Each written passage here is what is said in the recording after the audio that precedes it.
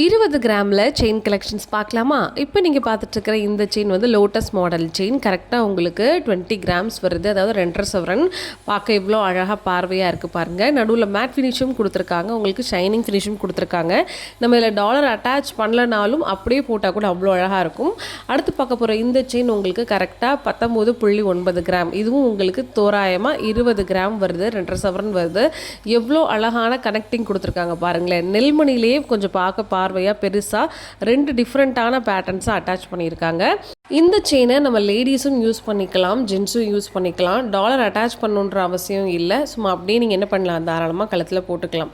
Next இங்கே பார்க்குற இந்த செயின் வந்து ரொம்பவே அழகாக பார்க்க ரொம்ப பார்வையாக இருந்துச்சு. இதோட கிராம் வந்து உங்களுக்கு 22.7 கிராம்ஸ் வருது.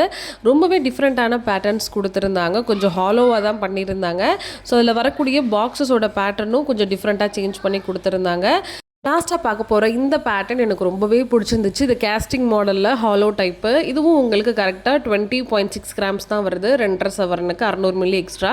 ரொம்பவே டிஃப்ரெண்ட்டாக இருந்துச்சு. நெல்மணி வந்து நல்லா ஹாலோவாக பார்க்க பெருசாக கனெக்டிங்காக கொடுத்துருந்தாங்க.